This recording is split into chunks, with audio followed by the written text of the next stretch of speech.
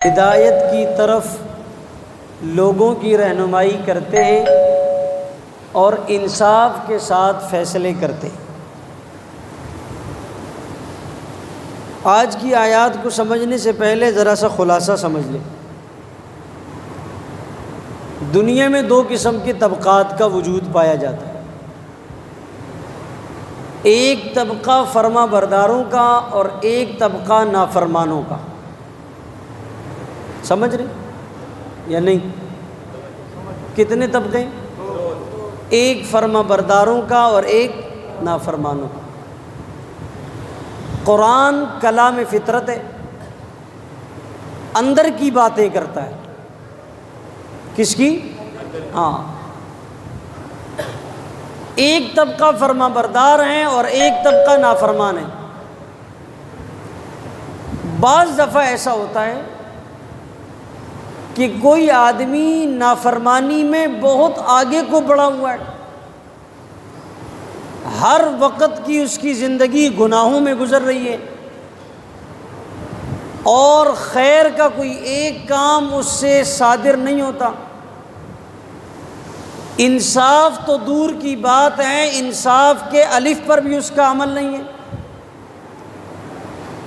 تو بعض دفعہ اس قسم کے نافرمان دنیا میں رہتے ہوئے اسباب کے درجے میں بہت ہائی فائی ہوتے ہیں، دنیاوی عیش و عشرت کے اعتبار سے ان کے پاس ساری ضروریات موجود ہوتی ہیں۔ یہ اس دور میں بھی لوگوں کے دماغ میں باتیں آتی تھیں جب قرآن اتر رہا تھا، آج بھی لوگوں کے دماغ میں باتیں آتی ہیں۔ کہتے ہیں یار فلاں آدمی تو سود خور بھی ہے، غلط معاملات بھی کرتا ہے، دنیا جہان کے عیب اس کے اندر پائے جاتے ہیں، لیکن پیسے کی فراوانی بہت ہے اس کے پاس، دنیا کی بڑی بڑی نعمتیں اس کے پاس ہیں، اور وہ آدمی اس کے مقابل میں دوسرا ہے بڑا متقی ہے، نیک انسان ہے، تقوی بھی اس کا کمال کا ہے، اطاعت گزاری بھی کمال کی ہیں، لیکن مالی اعتبار سے اسباب کے درجے میں کمزور ہے۔ سمجھ رہے میری بات؟ تو قرآن اندر کی باتیں کرتا ہے۔ تو اب بظاہر دنیا کے نقشے کو دیکھنے کے بعد انسان کہتا ہے اگر یہ نافرمان ہے تو پھر اس کے اوپر اللہ کی پکڑ کیوں نہیں آتی؟ یہ اگر نافرمان ہے تو اس پر اللہ کی پکڑ کیوں نہیں آتی؟ اتنے مزے میں زندگی گزار رہا ہے۔ قرآن اسی بات کا جواب دے رہا ہے، فرمایا والذین کذبوا بآیاتنا، جو لوگ ہماری آیتوں کا انکار کرتے، آیتوں کو جھٹلاتے، شریعت سے روگردانی کرتے، اور اس کے باوجود بھی شریعت کے شین پر بھی ان کا عمل نہیں، لیکن اس کے باوجود بھی اللہ تعالیٰ نے انہیں بہت زیادہ مال دولت عیش و عشرت اور فراوانی میں رکھا ہوا ہے، پکڑ نہیں آتی، تو قرآن کہتا اس کی وجہ ہے سنستدرجہم، آہستہ آہستہ ان کے گریبان تک ہاتھ جائے گا۔ کس طرح؟ سنستدرجہم، آہستہ آہستہ، من حیث لا یعلمون، جب ان کو اللہ پکڑے گا، لا یعلمون، اس کا میں اپنے مزاج میں ترجمہ کرنے لگا ہوں، ان کو پتہ بھی نہیں چلے گا، جیسے آپ کہتے ہیں نا کانوں پر جوں چلنے کے برابر بھی ان کو محسوس نہیں ہوگا، بال بیگا ہونے کے برابر بھی محسوس نہیں ہوگا، ان کا ایسے دنیا سے بیڑا غرق ہو جائے گا۔ اس کے لیے طویل تاریخ بھری ہوئی ہے۔ فرعون، شداد، قارون، حامان، ابی بن خلف اور اس دور کے بڑے بڑے فراعین جو عقیدے کے اعتبار سے انتہائی گھٹیا عقیدہ رکھتے ہیں، عقیدے کے اعتبار سے، ان کی شریعت کے اعتبار سے، معلومات کے عملی میدان کے اعتبار سے ان کو دین کا ٹکے کا پتہ نہیں ہے، لیکن آپ دیکھیں اس زمانے میں مروجہ دور کے اندر وہ مالی اعتبار سے اسباب کی دنیا میں بہت مضبوط ہے۔ ہم اسی چیز سے دھوکہ کھا رہے ہیں۔ ہم کہتے ہیں اگر یہ غلط ہے تو پھر اس پر اللہ کی پکڑ کیوں نہیں ہے؟ حدیث میں آتا ہے کہ جب انسان گناہوں میں اتنا آگے بڑھ جائے اور اس کے باوجود بھی اللہ نعمتوں کی فراوانی کریں، یہ درجہ جب آ جائے کہ ایک آدمی گناہوں میں حد کر دے اور اللہ نعمتیں برسانے میں حد کر دیں، فرمایا یہ خطرے کا اسٹیج آ چکا ہے۔ کس چیز کا اسٹیج ہے؟ لیکن ہم سمجھتے ہیں یہ ترقی کا اسٹیج ہے۔ الٹ گیا نظام امن، یہ دور ہے فساد کا۔ ہم سمجھتے ہیں ایک آدمی کے پاس مال بہت ہے، حرام کا ہے، کہتے ہیں یہ ترقی کر رہا ہے۔ سود کا لین دین کرتا ہے، ہم کہتے ہیں یہ ترقی کر رہا ہے۔ تھوڑی سی تنخواہ ہے لیکن اوپر سے آمدنی ماشاءاللہ بہت ہے، کہتے ہیں یہ آدمی ترقی کر رہا ہے۔ دوسرا اس کی بنسبت دال ساگ کھانے والا، وہ یہ دیکھتا ہے کہ میں کس حال میں زندگی گزار رہا ہوں، میں نماز بھی پڑھتا ہوں، قرآن کی تلاوت بھی کرتا ہوں، دین پر عمل پیرا بھی ہوتا ہوں، اس کے مقابلے میں میرے پاس کچھ نہیں ہے اور یہ دوسرے آدمی کے پاس بہت کچھ ہے۔ آپ صلی اللہ علیہ وسلم کے پاس مال غنیمت میں غلام لائے گئے۔ کیا لائے گئے؟ حضرت فاطمہ رضی اللہ تعالی عنہا بابا جان کے پاس آئی اور ہاتھوں پر پڑے چھالے پیش کیے۔ کیا دکھائے؟ چھالے دکھائے، اور چھالے دکھا کر کہا ابا جان چکی پیس پیس کر ہاتھوں کا یہ حال ہو چکا ہے۔ کیا کر کے؟ آج کل تو مستورات کو آٹا گوندنا پڑتا ہے تو ان کو موت پڑتی ہے، اگر چکی پیسنے پڑ جائے تو پھر پتہ نہیں کیا ہو جائے گا۔ ہاں، تو حضرت فاطمہ نے عرض کی ابا جان آپ کے پاس مال غنیمت میں سے کچھ غلام آئے ہیں، کچھ مجھے بھی خدمت کے لیے ہدیہ کر دیں تاکہ مجھے کچھ سہولت ہو جائے۔ کیا ہو جائے؟ سہولت ہو جائے۔ یہ درخواست کرنے والی خاتون جنتی عورتوں کی سردار ہے۔ یہ درخواست کرنے والی خاتون محمد الرسول اللہ کی بیٹی ہے۔ یہ درخواست کرنے والی خاتون جس کے لیے جنت کو بنایا گیا ہے، وہ یہ درخواست کر رہی ہے کہ میرے ہاتھوں پر چھالے ہیں، آپ ایسا کریں کوئی غلام مجھے خدمت کے لیے دے دیں تاکہ مجھے بھی کام کاج میں کیا ہو جائے؟ سہولت ہو جائے۔ اللہ کے رسول صلی اللہ علیہ وسلم نے فرمایا فاطمہ اس سے بہتر عمل بتاؤں؟ کیا فرمایا؟ اس سے بہتر عمل بتاؤں؟ محمد الرسول اللہ بولنے والے سننے والی فاطمہ، آپ نبیوں کے سردار، پوری کائنات کے سردار، سننے والی جنتی خواتین کی سردار، آپ نے فرمایا فاطمہ اس سے بہتر عمل بتاؤں؟ کہا جی بتائیں۔ فرمایا تم رات کو سوتے وقت 33 مرتبہ سبحان اللہ، 33 مرتبہ الحمدللہ، 34 مرتبہ اللہ اکبر پڑھ لیا کرو، اس غلام کی خدمت سے کئی گنا تمہارے لیے وہ زیادہ بہتر ہوگا۔ اب کیا کہیں ہم؟ فاطمہ کی مالی حالت تو یہ ہے، لیکن ایمانی حالت کس درجے پر ہے؟ آج ہم اس کے پیچھے گھوم رہے ہیں کہ مالی حالت بن جائے، ایمان کا بیڑا غرق ہوتا ہے تو ہو جائے۔ قرآن نے بڑی عجیب بات کی، فرمایا احسب الناس ان یترکوا ان یقولوا آمنا، کیا یہ سمجھتے ہیں ان کے وہم و گمان میں، دل و دماغ میں یہ باتیں ہیں ہم نے صرف زبان سے کہہ دیا لا الہ الا اللہ جنت ہمیں مل جائے گی؟ فرمایا نہیں، وَلَقَدْ فَتَنَّ الَّذِينَ مِن قَبْلِهِمْ، تم سے پہلے والوں کو انگاروں پر تڑپنا پڑا، مٹی کے تپتے ہوئے ریت پر تڑپنا پڑا، سولی پر لٹکنا پڑا، جسم کے ٹکڑے کروانے پڑے، پیاسے ہونے کے باوجود پانی کا پیالہ منہ سے لگانے لگے، دوسرا زیادہ تڑپ رہا تھا اس کے حوالے کر دیا۔ تم سے پہلے لوگ یوں جنت کی طلب میں تھے، تم سمجھتے ہو کہ ہم ایئر کنڈیشن کمروں میں بیٹھ کر جنت حاصل کر لیں؟ علامہ اقبال نے کہا تھا خرد نے کہہ بھی دیا زبان سے لا الہ تو کیا حاصل؟ خرد نے کہہ بھی دیا زبان سے لا الہ تو کیا حاصل؟ دل ابھی تک جو ہے وہ بتوں کے سجدے کر رہا ہے، دل ابھی تک غیر اللہ کو بسائے ہوئے ہیں، خرد نے زبان سے لا الہ پڑھ دیا تو کیا حاصل؟ آج اس زبان سے تو ہم نے لا الہ پڑھ لیا، رٹے بھی لگا رہے ہیں، تسبیحات بھی پڑھ رہے ہیں، لیکن جب مصیبت آتی ہے پھر کہتے ہیں کر بابا مدد دستگیرا، پھر چادر اٹھایا مسلمان مزاروں پر سجدے کر رہا ہے۔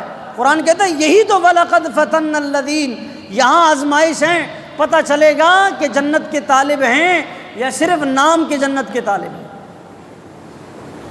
جنت اتنی سستی؟ ایک حدیث میں اللہ کے نبی نے فرمایا جنت تلواروں کے سائے کے نیچے، ان الجنت تحت ظلال السیوف، جنت کس کے نیچے ہے؟ تلواروں کے سائے کے نیچے ہے۔ وہ صحابہ میدان عمل میں کود پڑتے تھے، مالی اعتبار سے بیچارے تھوڑے تھوڑے ہوتے، لیکن ایمانی جذبہ اتنا ہوتا کہ قرآن ان کے گھوڑے کے اڑنے والی مٹی کی بھی قسمیں قرآن میں کھا رہا۔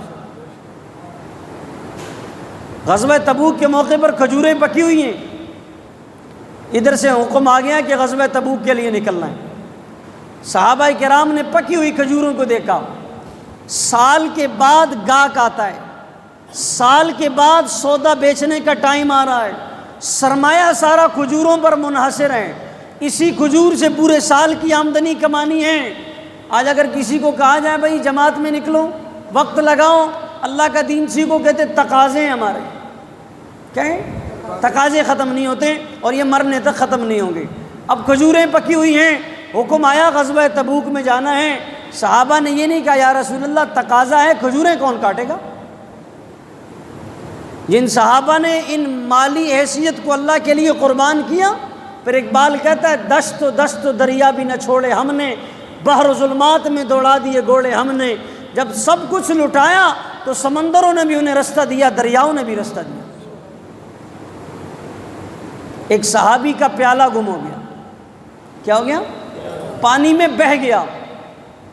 صحابی نے آواز لگائی، کہا میں محمد الرسول اللہ کا سپاہی ہوں، میں نے رسول اللہ کا کلمہ پڑھا ہے، یہ پیالہ مجھے واپس کر۔ چشم فلک نے وہ نظارہ دیکھا کہ پانی کی ٹھاٹھیں مارتے ہوئے دریا نے اپنے پیٹ سے پیالہ نکال کر باہر پھینک دیا۔ جب یوں لٹے تو پھر یوں لٹے۔ حضرت سفینہ رضی اللہ تعالی عنہ راستے میں جاتے جاتے اپنے ساتھیوں سے الگ ہو گئے، جنگل میں داخل ہوئے۔ اب ساتھی پتہ نہیں کہاں ہیں، قافلہ کہاں ہے، کچھ پتہ نہیں ہے، اب ان سے ملنا کیسے ہیں۔ اب جنگل میں درندے آ گئے اور شیر سامنے سے آ رہا تھا۔ ادھر سے شیر نظر آ جائے رات کے ٹائم تو ادھر ہی لگتا ہے پیمپر کی ضرورت پڑ جائے گی۔ ہاں جی، ہاں، ادھر سے اگر شیر دکھائی دیتا ہوا ہو رات کو 3 بجے آپ کو روڈ پر، تو آپ کہو گے ڈرائیور کو الگ دوسرے راستے سے جاؤ، ادھر سے چھوڑو۔ شیر کا کام کیا ہوتا ہے بھائی؟ چیر پھاڑ دینا۔ حضرت سفینہ جنگل میں داخل ہوئے اور اعلان کر کے کہا، اے جنگل کے درندوں، میں رسول اللہ کا سپاہی سفینہ اعلان کر رہا ہوں، تمہیں معلوم ہے میں نے نبی کا کلمہ آقا کے چہرے کو دیکھ کر پڑھا ہے اور میں نے آقا کی نبوت کی گواہی دی ہے۔ شیر یوں بھاگتا بھاگتا آیا، سر نگوں ہو کر حضرت سفینہ کے سامنے یوں جھک گیا۔ جھک جانے کا مقصد یہ تھا، اللہ کاش اس دور میں، لگتا ہے اقبال نے ساری چیزیں دیکھی تھیں، کہ محمد سے وفا تو نے، تو شیر کہہ رہا تھا ہم تیرے ہیں۔ اس نے کہا سفینہ تو محمد کا با وفا ہے تو ہم بھی محمد سے وفاداری کرنے والے ہیں۔ ہم نے اگرچہ رسول اللہ کا کلمہ نہیں پڑھا لیکن ہم تمہاری زبان پر اعتماد کرتے ہیں، اگر کی محمد سے وفا تو نے تو ہم تیرے ہیں، آج ہمارا عمل اپنے ساتھ دیکھے گا۔ شیر یوں جھک گیا۔ حضرت سفینہ شیر پر سوار ہوئے اور یوں سواری کر رہے تھے جیسے آدمی گھوڑے پر سوار ہو جاتا۔ کی محمد سے وفا تو نے تو ہم تیرے ہیں۔ وہ شیر یوں بھاگتا بھاگتا بھاگتا گیا اور جا کر کے حضرت سفینہ کو ساتھیوں کے ساتھ ملایا اور آپ نیچے سے اترے، شیر واپس روانہ ہوا، حضرت سفینہ اپنی جماعت سے مل گئے۔ آج تو ہمارا حال یہ ہے، ہم کسی کی گواہی کے قابل نہیں ہیں۔ آج 4 مسلمانوں میں جھگڑا ہو جائے تو ہمیں کوئی اپنا گواہ بنانے کے لیے تیار نہیں ہے، شیر ہمیں کیا راستہ دیں گے؟ اس لیے ہماری ساری محنت اور ساری توجہ اس مال پر ہے۔ ہم سمجھتے ہیں کامیاب آدمی وہ ہیں جس کے پاس مال زیادہ ہے، نہیں، کامیاب آدمی وہ ہیں جس کے پاس قرآن کا کمال زیادہ ہے۔ کامیاب آدمی وہ ہیں جس کے پاس ان آیات کا مال زیادہ ہے۔ ایک صحابی مسجد نبوی سے باہر نکلے اور اعلان کیا بازار میں جا کر، کہنے لگے بھائی آ جاؤ۔ کہا بھائی کیا ہو گیا؟ کہا مسجد نبوی میں مال تقسیم ہو رہا ہے۔ کیا تقسیم ہو رہا ہے؟ پہلے تو مولویوں کے نیڑے نہیں لگتے تھے نا، ادھر کورونا میں اعلان ہوا راشن تقسیم ہو رہا ہے، تو مسجد سے جگہ خالی نہیں ہوتی تھی۔ سمجھ آ رہی بات؟ یہ 1400 سال سے چلا آ رہا ہے۔ تو اس صحابی نے جب اعلان کیا کہ بھائی مسجد میں کیا مل رہا ہے؟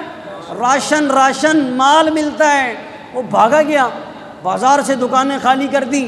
جب گئے تو دیکھا اندر اللہ کے رسول بیٹھے ہیں، احادیث کا درس دے رہے ہیں، قرآن کی تشریحات پڑھا رہے ہیں۔ وہ سارے واپس نکل آئے کہ تو وہ مخ مزیخا مولیان ناس ٹول راگیر کی بیا واپس سے تبلیغی آئے ہوئے ہیں جماعت میں، نیڑے نہیں جانا، کہیں گے ہمارے ساتھ گشت کراؤ، واپس ہو جاؤ۔ کیوں بھئی ہمارا تقاضا ہے، گھر کا سودا سلف نہیں ہے، پیمپر ختم ہے بچوں کے، وہ پہنچانے ہیں، بچہ بھی ہمارے انتظار میں بیٹھا ہوا ہے۔ انہوں نے دیکھا باہر نکل کر، کہا بھئی یہ کیا ہے بھئی؟ آپ نے کہا مال مل رہا ہے، ادھر تو کچھ بھی نہیں ہے۔ کہا انبیاء کا میراث یہی قرآن اور حدیث تو ہے، اصل مال تو یہ ہے بھائی، جس نے اس کو لوٹ لیا بس اس کے مزے ہی مزے، اور جس نے دنیا کا مال جمع کیا اور اس مال کو مال نہیں سمجھا تو پھر یہ مال کل قیامت میں وبال بن جائے گا۔ میں وہ تشریح نہیں کرتا جو ایک آدمی نے جلسے میں کیے، اللہ پوچھے گا مال کہاں سے لایا، کہاں خرچ کیا، ہم کہیں گے ادھر لگایا اور ادھر لگایا۔ سمجھ آ رہی بات؟ ان کا شاید فرشتوں سے کوئی لین دین ہوگا، کوئی تعلقات ہوگا، ابھی انہیں اندازہ نہیں کہ فرشتوں کے چھتر کتنے بڑے ہیں، جب ٹھکے نا پھر پتہ چل جائے گا ہائے ہائے اللہ ہمارا تو کوئی تعلق نہیں تھا ان سے۔ قرآن پتہ ہے کیا ترجمانی کہتا ہے؟ کہتا ہے جب گمراہ لوگ دنیا میں سے جائیں گے اور جب ان کو جہنم کے فرشتے ٹھکائی کریں گے تو وہ اپنے لیڈر کے بارے میں کہیں گے یا اللہ اس کو ڈبل پٹائی لگاؤ، اس کو اگر ہمیں 1 چھتر لگتے ہیں تو اس کو 10 مارو، یہی تھا ہمیں بڑکانے والا، یہی تھا ہمیں روڈوں پر لانے والا، یہی تھا ہماری دنیا اور آخرت برباد کرنے والا۔ وہ کہیں گے یا اللہ ہم تو چھتر کھا ہی رہے ہیں لیکن اس کو مارو اس لیے کہ ہماری دنیا اور آخرت برباد کرنے والا یہ تھا۔ قرآن کہہ رہا ہے، قرآن، اور شاید ہماری ایک جماعت کو قرآن پر بھی اعتماد نہیں ہے۔ اگر ہوتا تو علماء کے پیچھے چلتے، اور اگر یقین نہ ہونے کی اس بات کی علامت ہے کہ ایک بد زبان گندا غلیظ ترین انسان اس کے پیچھے اگر ہمارا آج مجمع چل رہا ہے تو بھائی گھبرانے کی ضرورت نہیں ہے۔ فرعون کے ساتھ بھی بہت بڑا لشکر تھا، اللہ نے موسیٰ کو کہا آپ دریا پار کریں، ان کے ساتھ ذرا میں سیدھا کرتا ہوں، 2 ہاتھ کرتا ہوں، آنے دو ان کو، تو ٹینشن کی ضرورت ہے۔ یہ باد ہوا کے جھونکے ہیں، یہ 1400 سال سے چلے آ رہے ہیں۔ ظاہر سی بات ہے اللہ نے جہنم بھی تو بنائی، قرآن کہتا ہے سنستدرجہم، آہستہ آہستہ آہستہ، ایسے میں گریبان تک ہاتھ لے جاتا ہوں، پھر یوں پکڑتا ہوں، پھر اٹھا کر یوں مارتا ہوں، خذوہ فغلوہ۔ کہ قرآن کلام فطرت ہے، تو اللہ کا قرآن ڈرا رہا ہے بھائی، اگر گناہوں کے باوجود بھی فراوانی ہو تو ڈرنے کا ٹائم ہے۔ اگر آدمی بغاوت کرے، دین والوں کے خلاف زبان چلائے اور گندی ترین زبان چلائیں اور اس کے باوجود بھی لوگ اس کو حق پر سمجھیں تو یہ ڈرنے کا مقام ہے، رونے کا مقام ہے، افسوس کا مقام ہے، ورنہ ان بطش ربک لشدید۔ شداد نے جب جنت بنائی تھی، یا مجھے ایک بات یاد آ گئی، سنا دوں؟ اللہ نے حضرت اسرائیل سے پوچھا کبھی تجھے کسی پر ترس بھی آیا؟ کبھی تجھے ترس آیا؟ تو حضرت اسرائیل نے کہا یا اللہ میں نے 2 بندیاں تے ترس آیا، 2 خلق۔ کتنے بندے؟ کہا ایک اس آدمی پر مجھے ترس آیا جب کشتی سمندر میں باور کے درمیان غرق ہو رہی تھی، پوری کشتی ڈوب گئی، تباہ ہو گئی، برباد ہو گئی، ایک چھوٹا سا نومولود پیدائشی بچہ اس میں زندہ بچ گیا، اور اس کی ماں کا آپ نے حکم دیا کہ سانس نکال لو، اور وہ نومولود بچہ ابھی چند دنوں کا تھا اور وہ اس پھٹے پر تیر رہا تھا۔ میں نے کہا یا اللہ مجھے اس کی ماں پر بڑا ترس آیا کہ ابھی یہ مر رہی ہیں اور اس کے بچے کی یہ حالت ہے، یہ زندہ بچ رہا ہے اور اس کی ماں مر رہی۔ اللہ نے پوچھا دوجا کیڑائی بل سوک دیو آیا؟